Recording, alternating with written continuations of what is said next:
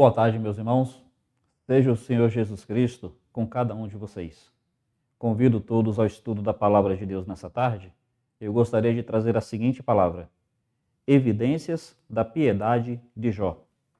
Meus irmãos, uma das coisas mais importantes na nossa caminhada cristã é o cultivo de uma piedade sincera, de um caminhar na presença de Deus, de um caminhar neste mundo que realmente mostre que Deus é real em nossas vidas.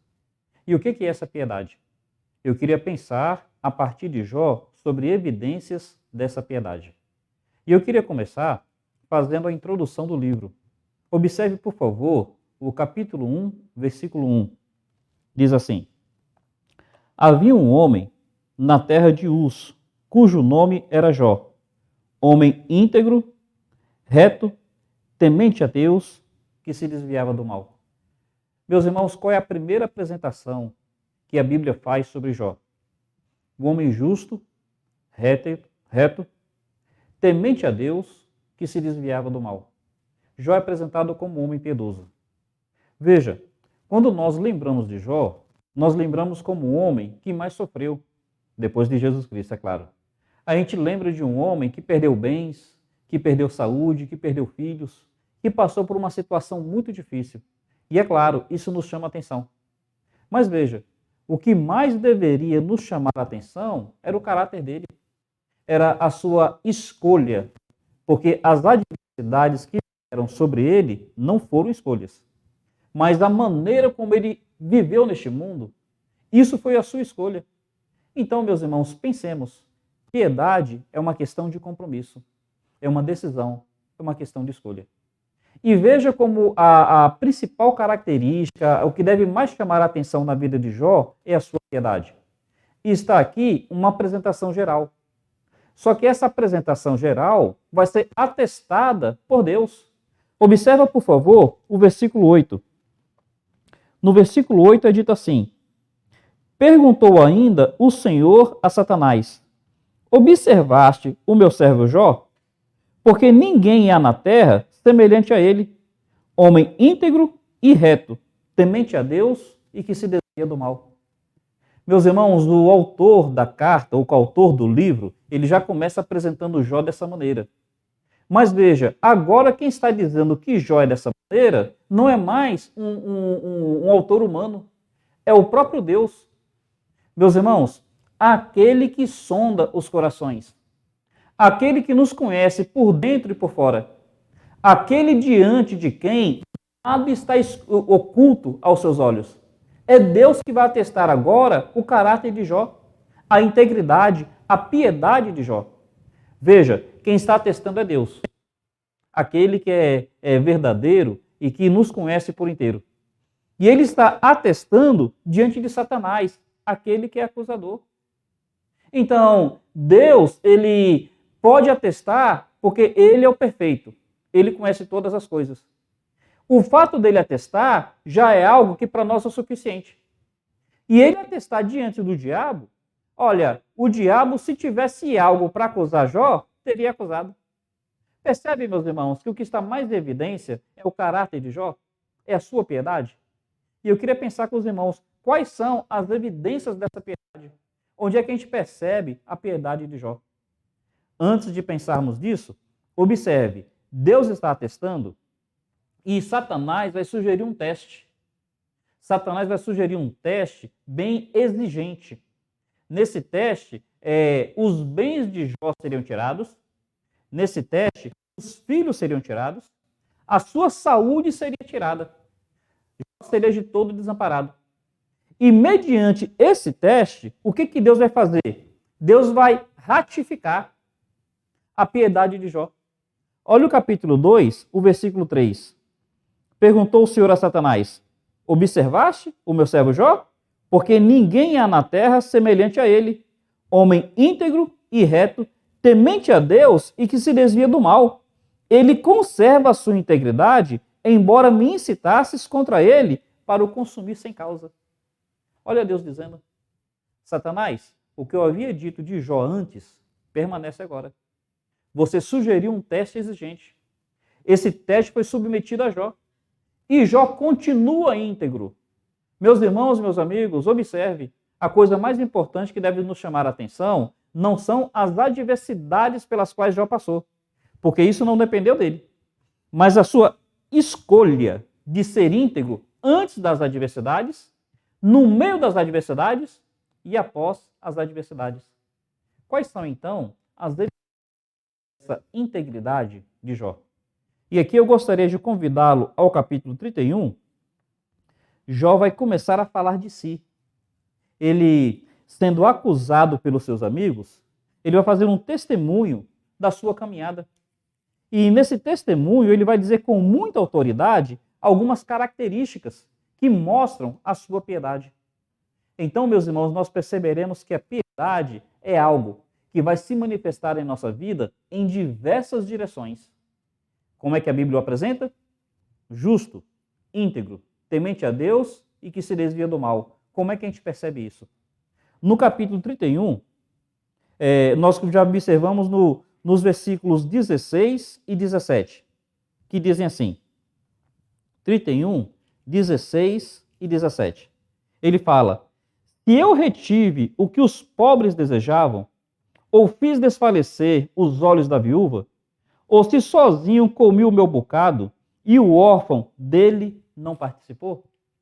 Em primeiro lugar, Jó mostrava como é que ele caminhava com Deus no cuidado que ele tinha para com os necessitados. Meus irmãos, Tiago vai dizer que a verdadeira religião, a religião pura, consiste nisso, em cuidar dos órfãos, em cuidar das viúvas, em cuidar dos pobres. O nosso temor para com Deus, a nossa caminhada diante de Deus, não pode ser aquela que nos aliena das coisas que acontecem à nossa volta. Nós precisamos nos identificar com aqueles que estão necessitados. Meus irmãos, algo muito importante para a gente se perguntar. O nosso bolso tem abençoado aqueles que passam por luta à nossa volta?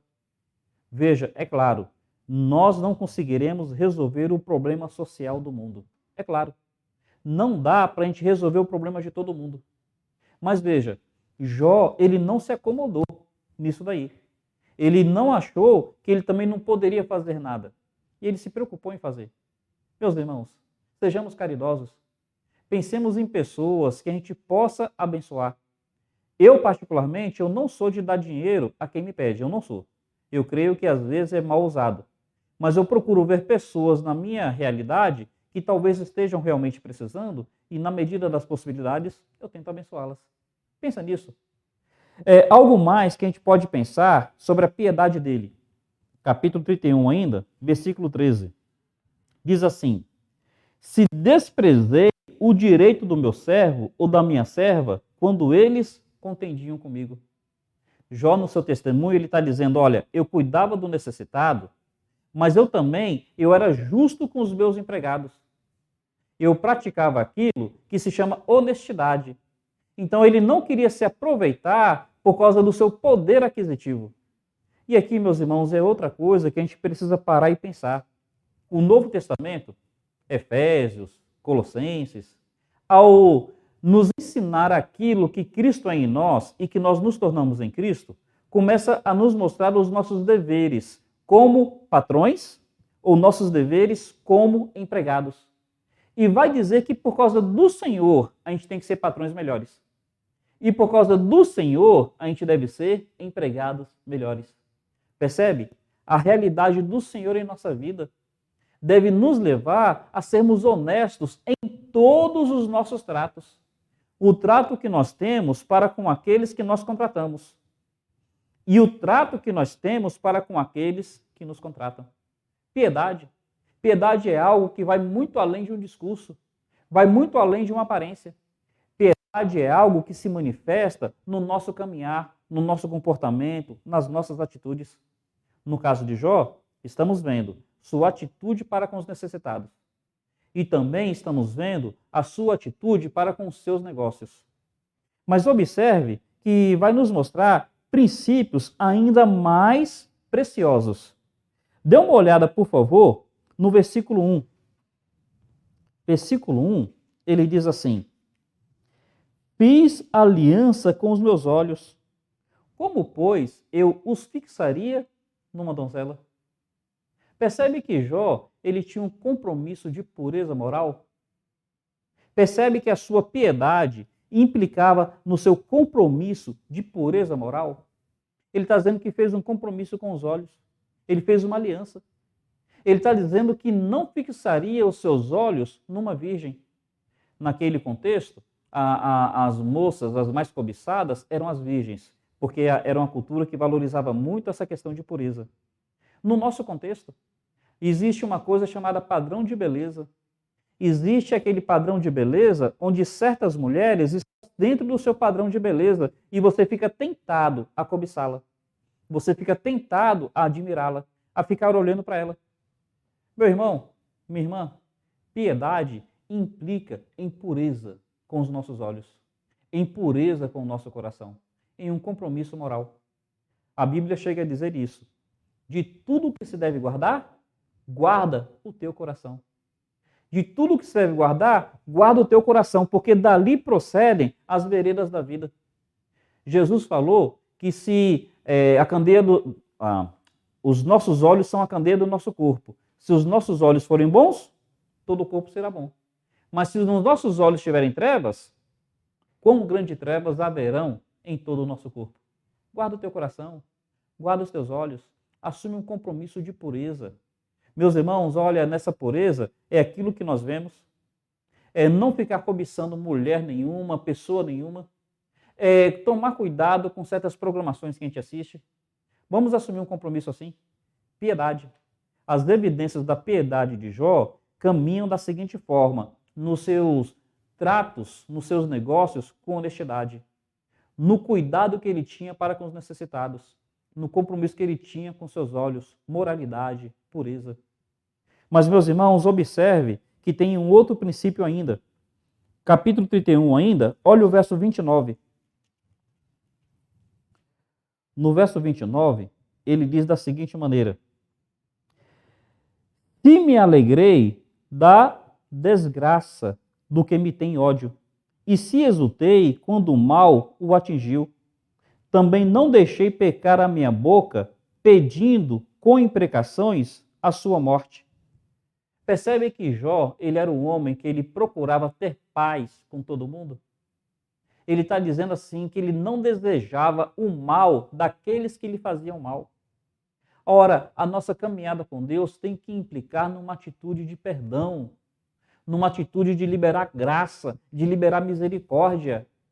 Jó está dizendo que ele não desejava o mal das pessoas que o afligiam. Se vocês me permitirem, eu vou fazer aqui uma aplicação. Nós estamos num contexto político. Nesse contexto político, o Brasil está polarizado. E nesse polarismo, ambos os lados têm tido atitudes tão agressivas, têm tido atitudes tão ofensivas, não apenas dos candidatos, mas dos seus eleitores. Meus irmãos, todos que me conhecem sabem que eu tenho uma inclinação anti-esquerda. Eu tenho uma inclinação anti-petista. E eu tenho uma inclinação anti-Lula. Então, todos que me conhecem sabem. Mas eu quero dizer para vocês que hoje de manhã eu orei por Lula para que Deus o abençoasse. Eu orei pelos petistas para que Deus os abençoasse. Eu não tenho ódio para com Lula e eu não tenho ódio para com os petistas. Meus irmãos, se nós realmente queremos professar piedade, nós não podemos odiar Bolsonaro e não podemos odiar Lula. Nós não podemos odiar quem vota em Bolsonaro e não podemos odiar quem vota em Lula. Nós devemos realmente ter uma responsabilidade cidadã. Realmente eu não defendo o voto neutro. Eu, na minha posição, eu sou anti, como eu falei, e vou me manifestar dessa maneira. Mas o fato de eu ser anti uma ideologia não quer dizer que eu seja alguém que odeia a pessoa, ou odeia aqueles que defendem essa posição. Não, meus irmãos. Nós crentes em Jesus Cristo, se nós somos piedosos, se nós andamos com Deus, nós não podemos defender isso, não. Eu amo Lula. E ele ganhando ou não, eu oro por ele. Eu amo Bolsonaro. Ele ganhando ou não, eu oro por ele. E quando eu falo amo, não estou falando do candidato. Eu amo os petistas, eu amo os eleitores de Bolsonaro. Eu amo a pessoa porque Deus falou para eu amar aqueles que estão à minha volta como ele mesmo amou. Percebe a colocação? Jó está dizendo que ele não desejava o mal. Jó está dizendo que ele não falava impropérios. Observe mais uma vez, meus irmãos, por favor, talvez por ter citado político, o coração de alguém aí tenha se fechado, mas permita que a palavra de Deus abra o seu coração. Verso 29, se me alegrei da desgraça do que me tem ódio, e se exultei quando o mal o atingiu, também não deixei pecar a minha boca, pedindo com imprecações a sua morte. Percebe? Eu não posso odiar meu vizinho, eu não posso odiar meu colega de trabalho, eu não posso odiar meu colega na escola, eu não posso odiar ainda que as pessoas tenham me feito mal. Meus irmãos, isso é piedade. Isso é piedade. Estava meditando na palavra de Deus hoje e eu memorizei aquela passagem de 1 Pedro, capítulo 3, versículo 8, que diz assim, finalmente, tende todos o mesmo ânimo, sede compassivos, misericordiosos, humildes. Meus irmãos, a Bíblia fala que nós precisamos estimular o nosso coração dessa maneira. No verso 9 diz assim, para nós não respondermos o mal com o mal e nem a injúria com a injúria. Antes, pelo contrário, bendizei. Meus irmãos, vamos nos estimular à piedade. Vamos viver essa realidade de vida cristã. Tenhamos nossos posicionamentos, procuremos o melhor para a nossa nação, mas sem odiar ninguém, sem promover ódio contra ninguém. Onde mais vai a piedade que a palavra de Deus aqui nos mostra? Queria mostrar 2 últimos versículos. O primeiro, eu vou sair desse texto, mas mantenha sua mão nessa passagem porque a gente vai voltar para ele. Olha, por favor, o capítulo 1. Um aspecto da piedade que é impossível a pessoa ser piedosa e não se manifestar dessa maneira. No capítulo 1, diz assim, versículo 5, decorrido o turno de dias de seus banquetes, chamava Jó a seus filhos e os santificava. Levantava-se de madrugada e oferecia holocaustos segundo o número de todos eles, pois dizia, talvez tenham pecado os meus filhos e blasfemado contra Deus em seu coração. Assim o fazia Jó continuamente. A piedade de Jó era uma piedade que trazia cobertura espiritual para os seus filhos, trazia cobertura espiritual para a sua casa. Ele se preocupava em saber se os filhos estavam caminhando na presença de Deus ou se estavam fora da presença de Deus. Ele reunia os filhos e conversava. Filho, está tudo bem? Filho, eu estou aqui para orar por você. Filho, eu estou aqui para clamar a Deus para que Ele use de misericórdia com a sua vida. E estou aqui para clamar a você que não saia da presença de Deus. Percebe o que é piedade? É por isso que o livro vai dizer que Jó, ele era um homem íntegro, um homem justo, temente a Deus, que se desviava do mal. É por isso que o próprio Deus vai atestar isso e atesta diante do diabo. E o diabo não tem como acusar Jó, ainda que fosse acusador. O máximo que o diabo pôde fazer é que Jó realmente fazia isso. O diabo vai dizendo, olha, é verdade, ele faz isso, mas faz mal intencionado. O máximo que ele pôde fazer foi atacar as motivações. Porque ele não podia questionar que realmente Jó era dessa maneira. Mas, meus irmãos, eu queria terminar fazendo a seguinte pergunta. O que movia o coração de Jó a ser dessa maneira? Queria terminar fazendo essa colocação. O que movia? O que levava Jó a ter esse compromisso? Nós vemos que a sua piedade, o fato dele ser um homem temente a Deus, que se desviava do mal, se manifestava no seu cuidado com os necessitados, nos seus tratos praticando honestidade, seja como patrão, seja como empregado. Mostrava-se no seu compromisso pessoal com a moralidade, com a pureza, e fazia um compromisso com seus olhos. Mostrava-se na sua atitude de liberar perdão, de não retribuir o mal com o mal. A sua piedade mostrava-se no seu cuidado para com a sua família. Ele procurava trazer cobertura espiritual para dentro da sua casa. Mas o que levava Jó a ter essas atitudes? O que movia o coração de Jó? E aqui eu peço para você voltar ao capítulo 31. Observe, por favor, o que ele fala no verso 23. Ele diz assim, porque o castigo de Deus seria para mim um assombro, e eu não poderia enfrentar a sua majestade. Por que Jó está dizendo que ele fazia um compromisso com seus olhos? Ele fala, olha, eu não quero estar debaixo do juízo de Deus. Eu não quero ir de encontro a esse Deus Todo-Poderoso.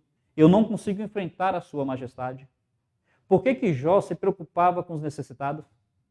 Por que Jó ele tinha esse compromisso de honestidade? Por que Jó ele perdoava? Meus irmãos, por que ele preocupava com a sua família? Por qual razão? Jó está dizendo, olha, não é porque eu sou bonzinho não, viu? Não é porque eu sou melhor que os outros não, viu? Não é porque isso é natural na minha vida, eu só estou sendo o que normalmente eu seria, não. Eu faço essas escolhas porque eu tenho uma coisa no meu coração chamada temor de Deus. Ele está dizendo que ele não quer ir de encontro contra Deus. Observe mais uma vez o verso 23. Porque o castigo de Deus seria para mim um assombro. Ele fala que seria para ele um grande assombro e que ele não poderia enfrentar a majestade de Deus. Vou fazer aqui uma comparação. Você está andando na rua, na pista, de repente você está de bicicleta. Talvez você esteja de moto, ou até mesmo de carro. E você então está na pista e você vê que vem de lá uma carreta. Essa carreta vem na descida. E geralmente carreta na descida desce na banguela. Não é certo, mas muitas vezes faz isso. Você vai querer ficar na frente dessa carreta? Você vai querer bater de frente com essa carreta? Você vai ter essa coragem? Não. Você vai fazer de tudo para deixar a carreta passar. Você vai jogar para a sua mão. Se for o caso, você vai até entrar no acostamento. Mas você não quer ficar na frente da carreta. Porque a carreta é maior do que você. Jó está dizendo que ele fazia de tudo para não ir de encontro a Deus. Ele está dizendo que o castigo de Deus para ele seria um assombro e que ele não queria enfrentar a majestade de Deus. Meus irmãos, a Bíblia fala que o temor do Senhor é que nos desvia do mal. O temor do Senhor. Porque Jó tinha temor de Deus. A Bíblia fala que ele era um homem justo e íntegro. Como é que diz? Temente a Deus e que se desviava do mal. Tema o Senhor. Considere o Senhor. Por causa do Senhor, cuidado com seus olhos. Guarda o teu coração. Por causa do Senhor, seja honesto nos seus negócios. Por causa do Senhor, cuide dos necessitados. Por causa do Senhor, libere perdão. Por causa do Senhor, pratique santidade na sua família, dentro da sua casa. Quando a gente fala temor, é ao mesmo tempo um medo que eu tenho, mas também o desejo de estar bem. Porque Deus me ama. Porque Deus fez tanto por mim, eu tenho um desejo de estar bem com Ele. Tanto porque eu tenho medo de bater de frente, tenho, mas também porque Ele me ama tanto, eu não quero afrontá-lo. Meus irmãos, o que fez Jó ser piedoso? Quais foram as evidências? Eis aqui a palavra de Deus se manifestando a nós, em graça e misericórdia, que a palavra de Deus esteja moldando os nossos corações e que na medida das nossas limitações, mas das nossas escolhas, nos levem a ser tais quais, tal qual Jó foi. Justos, íntegros, tementes a Deus, que se desviam do mal. Louvado seja o nome do Senhor, um carinhoso abraço, que Deus os abençoe.